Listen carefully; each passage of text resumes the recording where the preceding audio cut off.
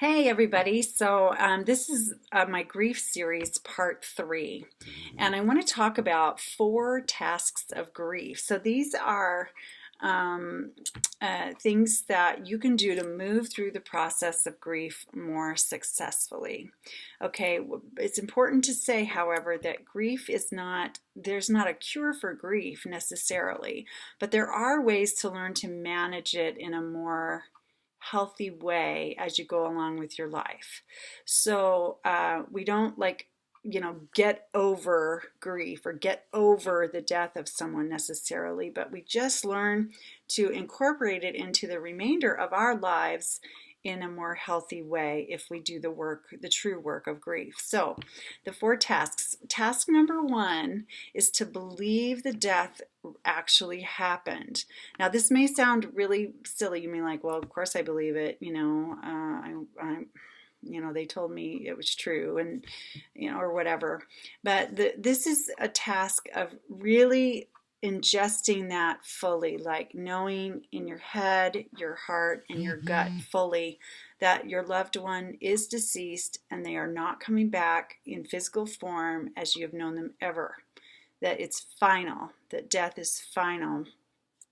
And that can take longer than you can imagine.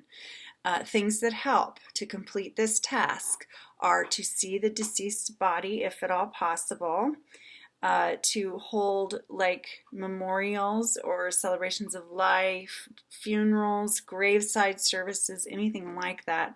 Having a grave or some place that you tie to the person, like maybe you plant a tree in their name or something like that, and you go to that place and remember every time you go there, it's like saying, yes, I'm working on believing this actually happened. I'm letting this reality soak in completely.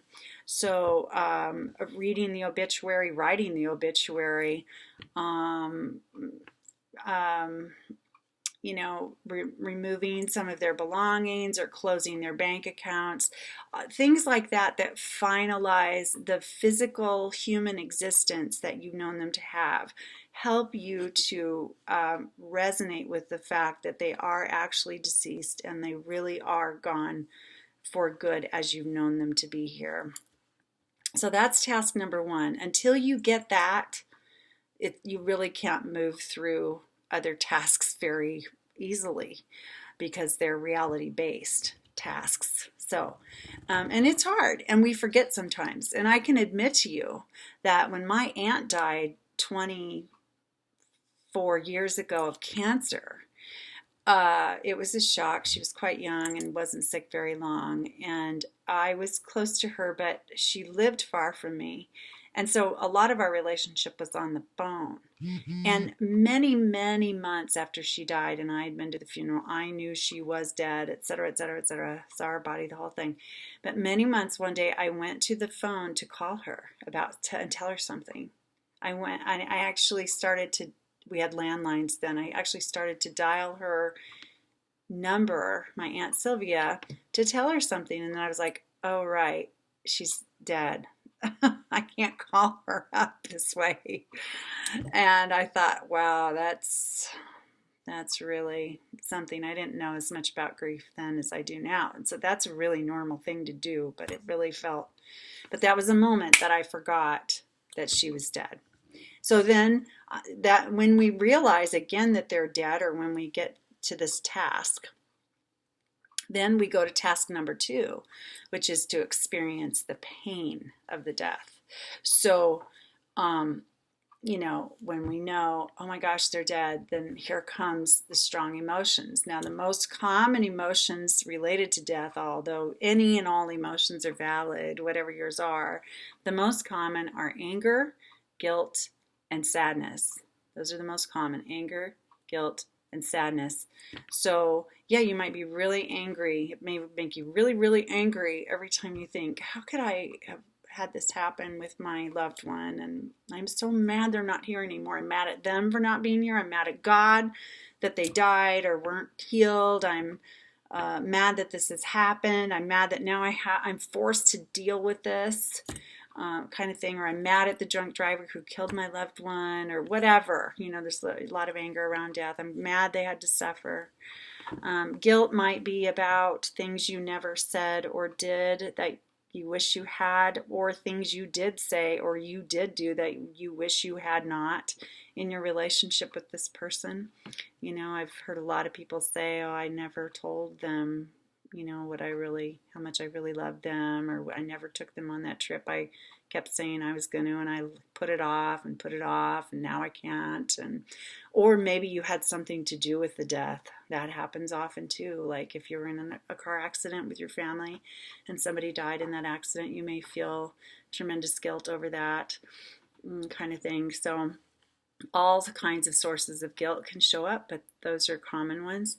And then, of course, sadness, just that ache, that long ache, missing them so badly, feeling a depression even, like it's hard to get up, it's hard to do anything when you miss someone so badly, and your heart feels like it's been torn apart. You can't, a chunk of it's like gone. You don't know what to do without this person. It just feels so empty without them.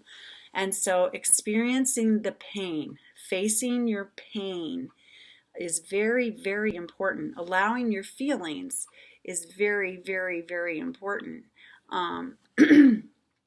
And not ignoring them and not shoving them under the rug, not pretending they're not there, not denying them. You need to express them in some way that is healthy and a good release for you, which could be talking it out over and over. It could be writing it out. It could be journaling, jogging, running. It could be, putting your energy into some new project. But letting yourself vent about what you miss, what you liked about the person, what you didn't like about the person, all of those things are very, very valid and understandable, but feel the pain. I do say to people say to me, well, I can't go to work and feel the pain. I got to concentrate at work, or I can't go around crying all the time. I have to accomplish stuff. And I'm like, that's true. So I say, put your feelings, if you have somewhere you need to go or something you must do, or when you need to do things, take your feelings and put them on an imaginary shelf over here in your life. Leave them there and go, okay, I'm going to leave those here. I'm going to go, teach school today, or I'm going to go, go to the doctor and take care of my health, or whatever you have to do today where you need to be focusing elsewhere. As long as you come back and you take them off the shelf and you address them again. You just can't put them on the shelf, in the back of the shelf, forget about them, let dust come over them and ignore them, because your grief's coming. Your grief is going to come up over and over again until you completely deal with it. It will. It'll come in other forms and ways, and it can really disrupt your life if you don't face it right on. Okay, let's move on to task number 3. Task number 3 is adjusting your environment without the person. So this is the things you must do, the changes that occur because, this person or these people are gone. They're gone now. So how are things different in our home or with our family traditions? Or where do I get emotional support now? Because I always talked to my best friend about everything, and now she's gone. This can be little funny things like, oh, we don't have to buy as much bread anymore because he's not here and he was our big bread eater. To, what do I do with all their stuff now? All their clothes, all their belongings, to, oh, now financially we're in this position, so how do we adjust our budget and be able to meet it without this person's income in our lives? I mean, there's all kinds of adjustments that need to be made when someone is now permanently out of the environment. So going through all of those changes, adjusting things, like when my grandmother could no longer do all the holiday family dinners, she went she had strokes, she went to a nursing home or whatever. And, then it was like, oh, okay, do the 30 of us get together anymore? Or is that tradition gone now because she's not able to do it? Or does somebody else in the family want to do it?